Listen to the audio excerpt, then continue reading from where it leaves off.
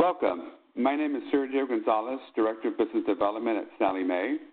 Today I'm going to present on college planning.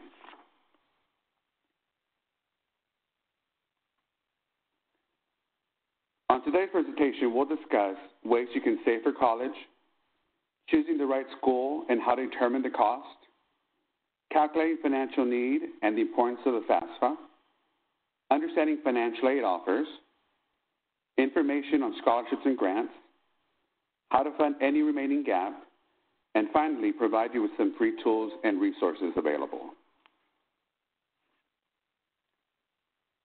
So let's get started with ways to save for college.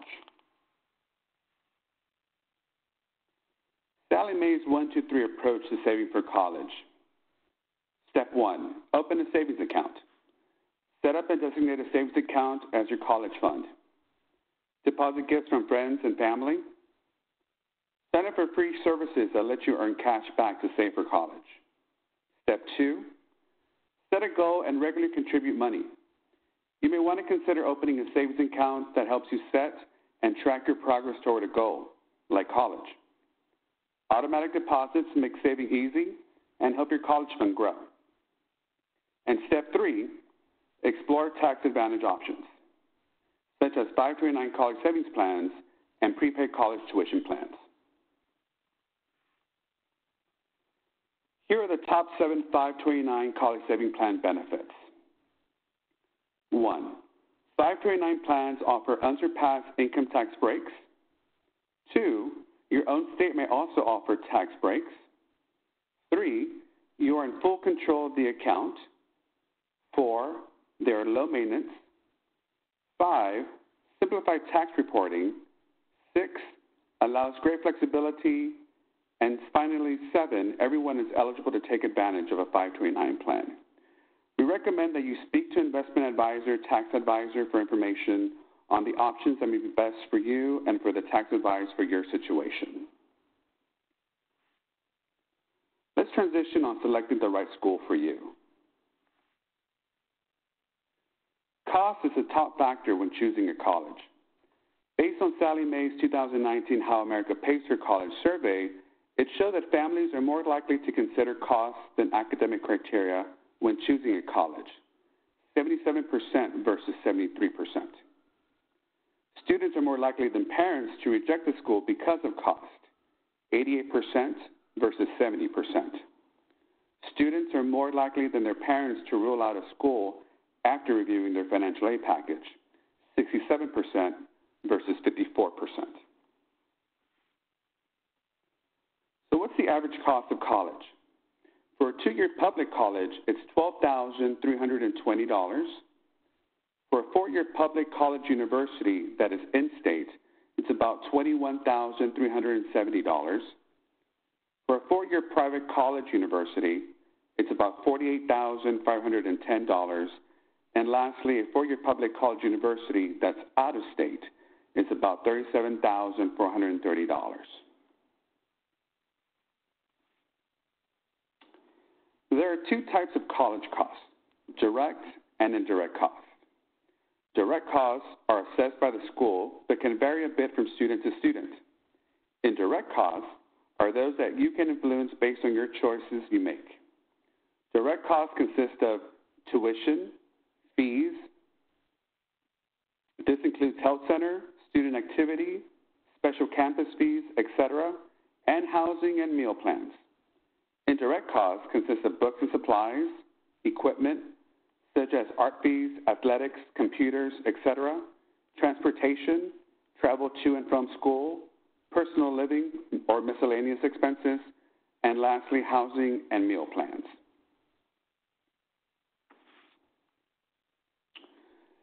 First, let's get into some key definitions.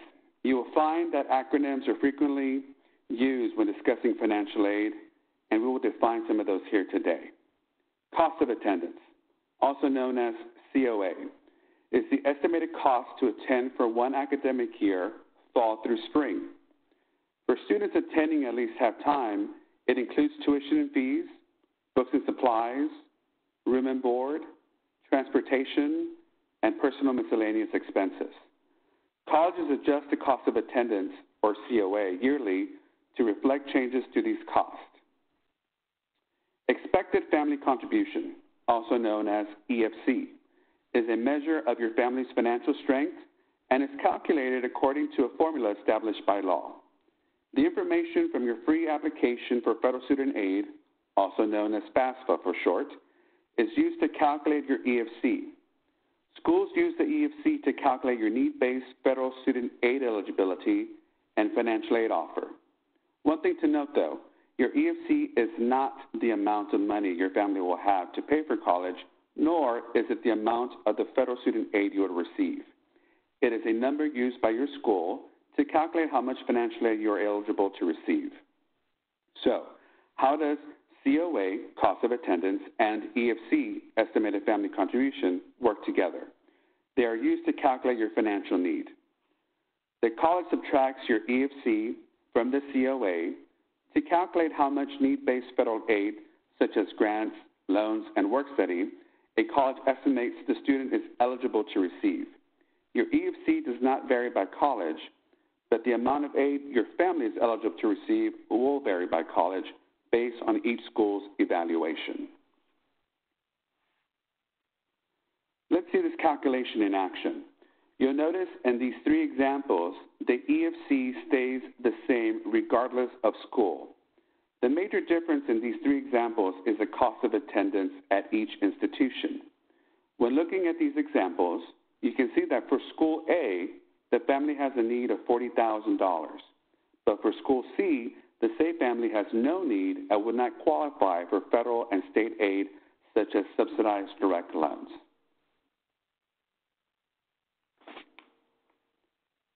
So what factors should you consider when selecting a school? Picking the school that you're most likely to attend for the entirety of the degree will help in the long run. By doing so, you can avoid the hassle and expense of transferring and possibly losing credits in the process. One big thing to consider is what can you afford as a family to pay for school? Look at the direct and indirect costs. Research scholarships and grants available. What are the admissions requirements? Does the school offer the curriculum, degree, major you're interested in? What are the retention and graduation rates? The size of a school is also a factor to consider. Do you prefer a small rural campus or city life? How are the facilities? And finally, what campus life is offered or athletics, if that's what you're interested in. Finding the right school for you. Make the most of your decision. Don't choose a school just because of its reputation and price tag. Make sure the right education is being offered for the right price. COA, or cost of attendance, is a huge factor for many families and can also be the deciding factor once financial aid offers are received. Don't assume that a more expensive school will have the highest COA. Financial aid offers must be factored into the college choice decision. Many state schools, which can appear to be less expensive than private schools, have limited funding to offer students. More expensive private schools often have private grants that can make cost of attendance equal to or perhaps even less expensive than a state institution. And a college visit is a perfect opportunity to learn about the campus, curriculum, and lifestyle. You should start locally. It doesn't have to be a cross-country tour. Stop by for a few local colleges to see what you like or don't like about the campus. Head on to the admissions office. Find out what they want from future students. Grades, clubs, sports. Keep that info in mind when you head back to school. The next stop, the classroom. Meet with the professor. Ask them what their classes are like and the kind of experience and internships that are available for students. And go off campus. Go into the college's city or town. Grab lunch. Browse shops. Wander around. Think about what you'd like to do when you're not in class. Let's move on to calculating financial need with the FAFSA, free application for federal student aid.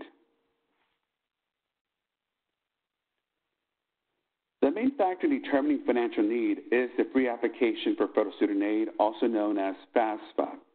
The FAFSA will be one of the most important forms you will complete on an annual basis. The FAFSA is used to determine eligibility for all federal student financial aid programs.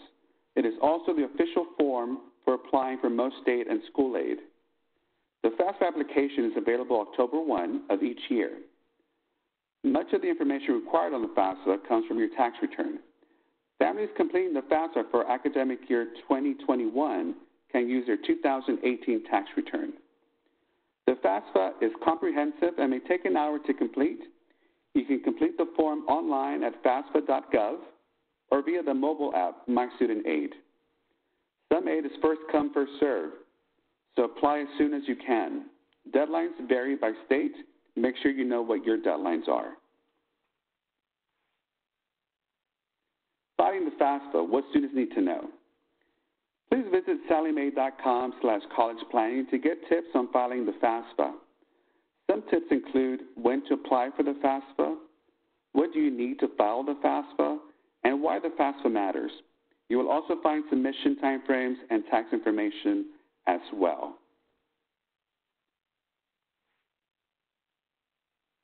Gather all the information you'll need to fill out the FAFSA. Your driver's license, social security number.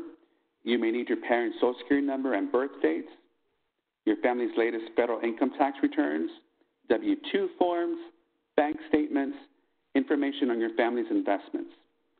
And did you know that 77% of families complete the FAFSA for the 2018-19 academic year to get access to more than $150 billion in financial aid? You'll need your parents' social security number and birth dates if you are a dependent student. Independent students will not need this information. Students will answer a few questions on the FAFSA to determine if the student is a dependent or independent student, but if you have questions or are not sure of your status, refer to studentaid.gov and or your school's financial office for assistance. Expected family contribution factors. Assets included on the FAFSA include rental property, land and second or summer homes, trust funds, uniform gifts for minor acts, custodial accounts, uniform transfer to minor act, custodial accounts, money market funds, mutual funds and CDs, stocks, stock options and bonds, other securities, installment and land sale contracts including mortgage held, commodities, 529 plans, covered Dale education savings accounts. Assets that are not included on the FAFSA are principal place of residence, family farm, small business with 100 or less employees, value of life insurance, retirement plans such as 401k plans, pension funds, annuities, non-education IRAs, KEO plans, personal possessions such as car, furniture, clothes, etc., personal debts like credit cards. Let's move on to deciphering financial aid offers and discuss the different type of aid available. What happens after you apply for the FAFSA? Within 3 to 5 days of submitting the FAFSA online, the student will receive a student aid report, also known as SAR. The SAR will list your EFC. It's important to review the SAR carefully for errors. If you find an error, you can update and resubmit the SAR for processing. Institutions listed on your FAFSA will receive copies of the SAR. After receiving your EFC, colleges at which you have been accepted present you with a financial aid offer. This could be a paper or an electronic letter. It will outline the total cost of attendance and any aid that the school is offering to the family. When financial aid offers arrive, it helps to compare the offerings of each school of interest. Be sure to look at both the total amount of aid received and the types of aid offered. This can be very helpful when trying to choose between schools. Try a spreadsheet. Give each school a column, plug in the COA, then subtract your financial aid, including any free money you don't have to pay back, like scholarships and grants. Here's an example of a financial aid offer. You'll notice that the school has broken down the cost of attendance. It also breaks down the type of aid that was given to you, like grants and scholarships. You'll notice for grants and scholarships, it's about $5,000 for a semester, and total it's about $10,000. The net cost, which basically you're taking the cost of attendance minus any total grants and scholarships, Comes out to about $20,000 for the fall and the same for the spring, but in total it's about $40,000. They've included work options available for students such as federal work study at about $2,500 for the academic year. And they've also provided some loan options, federal loan options, direct subsidized loan and unsubsidized loans as well, which total a total of $5,500 in subsidized and unsubsidized loans. The estimated remaining balance is about $32,000 for the year. To cover the remaining balance or gap, you may apply for or receive other sources to finance your education, including outside scholarships, college or other saving plans, tuition payment plans, private student loans, federal Parent Plus loans, or a private parent loan. Now let's get into the different types of aid available, beginning with Federal Work Study. What is Federal Work Study program? It basically provides part-time jobs for students with financial need and is granted to students as part of their financial aid offer.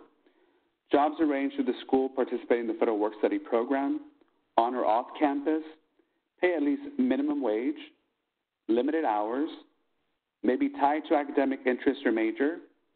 Often, there are a wide variety of work study jobs on each campus. Students receive a paycheck for their work, and federal work study is not deducted from the student bill.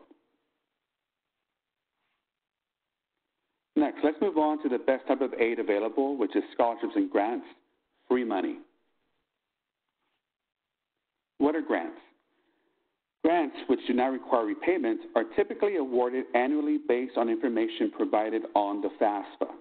Grants are offered by numerous sources, such as the federal government and the state government, colleges, and independent organizations. Federal grant programs, such as the Federal Pell Grant, are need-based. Awards up to $6,195 for the 2019-20 academic year and awarded to all who qualify. Federal Supplemental Educational Opportunity Grant, also known as FSEOG, are for students with exceptional financial need. Awards are from $100 to $4,000 on a first-come, first-served basis. Scholarships. Scholarships are typically merit-based and awarded for a variety of reasons, including academic achievement. Maybe you made really good grades. You demonstrate a financial need. You're involved in the community. You're a member of organizations in your community. You're into sports. Maybe you have a specific talent or skill. You have leadership or school activities involved, ethnicity, religious affiliation, parent affiliation with work, club, or activity. Scholarships which do not require repayment are typically awarded on an annual basis. While the federal and state governments award some scholarships, the majority of funds are awarded by the institution in which students enroll and by private organizations. Scholarship resources. There are many resources for scholarships. Local community-based scholarships are available, some are through the federal and state agencies.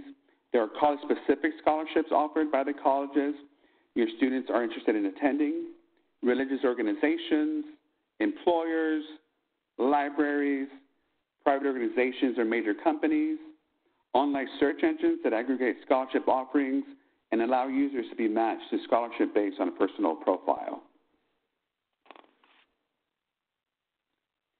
Scholarships and paying for college. Scholarships play an increasingly important role in paying for college, with 65% of families reporting the students used a scholarship in 2018-2019 academic year. 61% of scholarship recipients use scholarships from the college with an average amount of $10,006. 31% of scholarship recipients use scholarships from the community with an average amount of $2,805. And lastly, 21% of scholarship recipients use scholarships from the state or local government with an average amount of $2,882. Tips for scholarship application success. You want to be organized. Know when the deadlines are due. Be honest. No need to lie or over-embellish. Follow the instructions. Include strong recommendations. And create a lasting impression with your personal essay. Remember that neatness, spelling, and grammar count, so make sure to proofread your application. Ask family and friends for feedback to make sure you're on the right track. Of course, meet the deadlines. Spreadsheets and online calendars can bring order to the application process. Document your accomplishments so that you have a list handy when working on your application. Allow enough time for recommendations to be written and thank the reviewer. And lastly, start your essay early and plenty of writing time. Do not procrastinate. It can help to set up a separate email address to use for all of your scholarship applications. This can help you keep all information and communications in one place. Create a lasting impression with your personal essay. Be personable and talk about why or how. Don't just say what you did talk about, what you learned, how helped others, and the experience. Exploring federal student loan options. Federal loan programs available to undergraduate students are direct subsidized and unsubsidized loans. Federal direct subsidized and unsubsidized loans are low-interest rate loans for students enrolled in college at least half-time. Direct subsidized loans available to eligible undergraduate students with demonstrated financial need. Interest is paid by the federal government while the student is in school, at least half-time, and during their 6 months grace period, whereas a direct unsubsidized loan is available to undergraduate and graduate students. Students are not required to show financial need. Payments are not required while the student is in school and during the 6 months grace period, but interest does accrue on these loans. The federal direct subsidized and unsubsidized loans have a 6 months grace period after the student leaves school. During this period, the borrower does not have a required loan payment. Here are some more details on the federal direct subsidized and unsubsidized loans. Borrowing limits are $5,500 for your first year as a freshman, $6,500 your second year, $7,500 third and final years. Independent students have higher limits. Military members may be eligible for special interest benefits regarding their federal loans.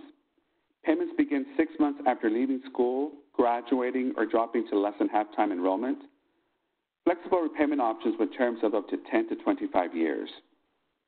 Various deferment options are available. Loan forgiveness options as well. On the right-hand side of this slide, you can see the current interest rates for the subsidized loan and the unsubsidized loan.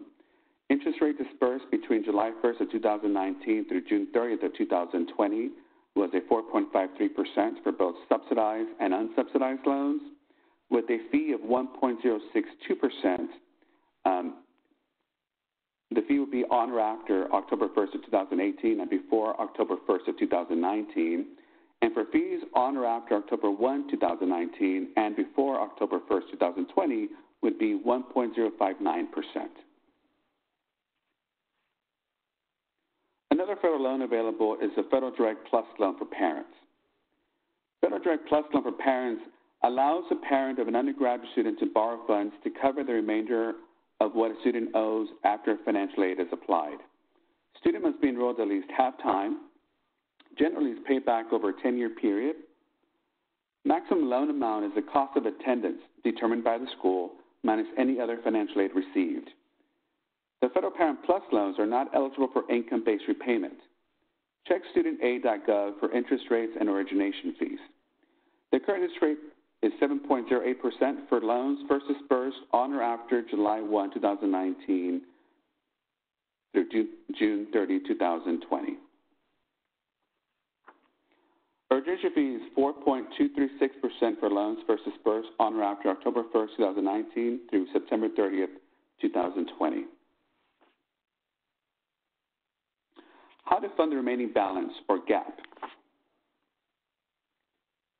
Another source of gap financing is a responsible private student loan. Private student loans, the student is the primary borrower on a private student loan. May help a student build credit, especially if scheduled to make payments while in school.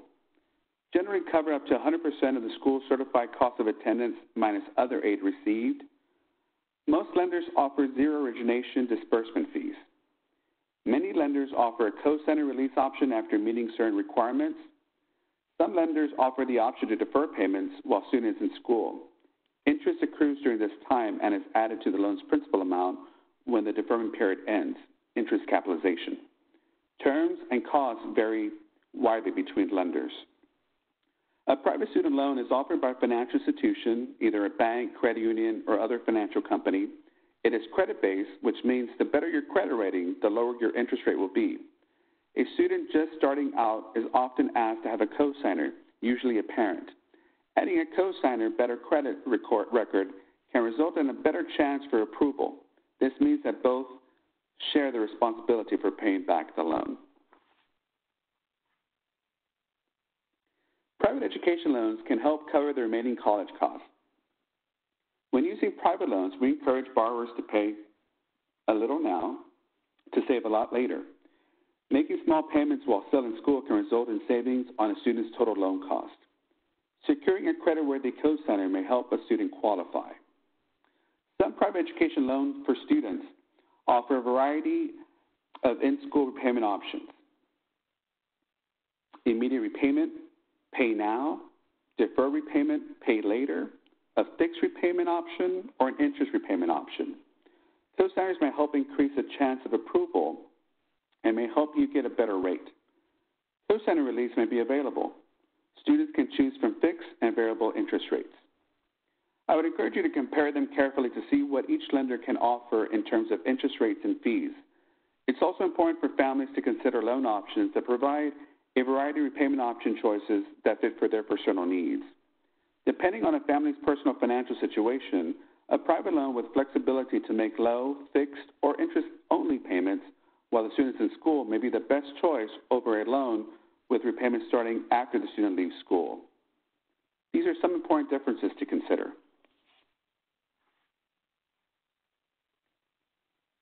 There are also private education loans for parents. These loans can also help cover the remaining college costs, unlike the Federal Plus loan where the parents or guardians of the dependent undergraduates can borrow. These loans may be available to any qualified person that wants to borrow a loan to help students go to college. The following loan information may vary depending on the lender. Parents, legal guardians, family members, or other creditworthy individuals may borrow for undergraduate and graduate students who are enrolled, accepted for enrollment, or previously enrolled at an eligible institution. Typically available to U.S. citizens or permanent residents. Repayment terms vary from 5 years up to 25 years. Most lenders offer zero origination/disbursement fees. They offer a variety of repayment options to choose from, such as immediate repayment or interest repayment option. Annual loan limits can be up to the cost of education, less other aid, or limited to a loan number. May require school certification as well. Key things to consider when shopping for educational loans. One of the first questions borrowers should ask themselves before borrowing: how much should I borrow? Students in particular should make sure they can pay the loan back later. The monthly payment amount should be no more than 10 to 15% of starting monthly salary. Interest rates. Fixed interest rates have a certain appeal to consumers as they convey a sense of stability, particularly due to the fear of a rising interest rate environment. Fixed rate loans are most beneficial for loans with a long lifetime, as they can provide stability through the extended periods of time. Variable rates are more beneficial in low interest rate environment, especially if the goal is to pay off the loan sooner rather than later. Commonly, fixed interest rates are higher than starting variable rates since the lender absorbs the risk of rates increasing.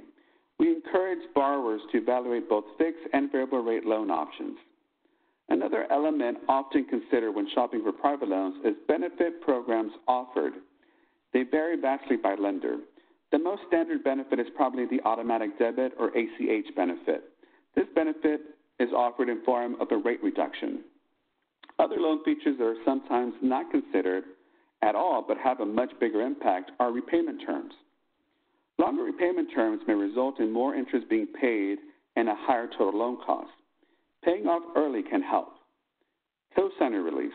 Many students who apply for a student loan in their first or second year of college don't have enough credit to qualify for a private loan on their own. Adding a cosigner is often a hairy subject, as the legal obligation for the loan is now shared. Some lenders offer borrowers the opportunity to apply for a cosigner release after graduating, making a set number of on-time payments, and meeting additional credit requirements. Many parents cited that co-signer release made the decision to co-sign up front much easier. And death and disability waivers are standard with federal loan programs, but not with all private loans. Here's a side-by-side comparison between the Federal Plus loan for parents, private student loans, and private parent loans. You'll notice that there are a few similarities and differences between each loan program. As in, it breaks down who is the issuer. Is it the federal government or a financial institution? Who would be the primary borrower? Is it the parent or the student? Or is it a combination of both? What are the requirements for credit? Does it require a FAFSA? What are the origination fees? Is a co-signer release available? Minimum enrollment status. These are things you want to consider when you're looking for the right loan option for you. Look at all the features and benefits to find the right loan for you and your family to help pay any balance remaining. Here are some free tools and resources to help you plan for college. This slide shows Sallie Mae's Paying for College resource site that provides a launching area to helpful videos, information about the FAFSA, financial aid offers, scholarships and grants, and student loans. This would be a great starting point to find information about planning for college. The basics page of the Paying for College resource site has information on the college planning checklist and the 1-2-3 approach to saving, planning, and paying for college. The FAFSA page provides important information about the FAFSA and when to file your information. The Understanding Financial Aid Award Letter Review, or also known as financial aid offers, reviews key items to help you compare offers from different schools that are coming. Another resource available is a scholarship search by Sallie Mae. Students can register for free, enter interest, activities, and groups, and get matched with over 5 million scholarships worth a collective $24 billion. Scholarship Search helps students create detailed profiles so they can be matched with more scholarships. The more detailed the profile, the more effectively Scholarship Search can match a student's interest to appropriate scholarships. Sallie Mae saves and stores all detailed profile information for future reference. Other scholarship search engines require registrants to fill out a new profile every visit, which can be frustrating to the busy college-bound student looking for free money. Students can set up personalized account alerts to notify them when a new scholarship opportunity matching their profile becomes available. Students can easily share scholarships with friends over social media as well. Another free tool is the Sallie Mae's College Planning Calculator. You can make a solid plan to pay for college. This easy-to-use college planning calculator helps you search for college costs and build a customized plan based on your institution. You can see the full cost of college, not just tuition. You can factor savings, scholarships, grants, and loans into your plan. If college is just around the corner, it can help you figure out how to pay for it. If college is far away, it can help you save for it. You can also see guidelines for a loan payment compared to the salary needed to support it. Save your plan, and you can review, revise, and update any time while you put the plan into action. Lastly, here are a few more scholarship resources available for you. We've talked about the Sallie Mae Scholarship Search Engine, which provides free access to more than 5 million scholarships worth up to $24 billion. You can find that at salliemae.com/scholarship search. And you have others like FastWeb, which features 1.5 million scholarships worth up to $3.4 billion. And then also Big Future by College Board, which offers about 2,200 programs totaling nearly about $6 billion. Thank you again for your time, and good luck with your college planning endeavors. This concludes our presentation.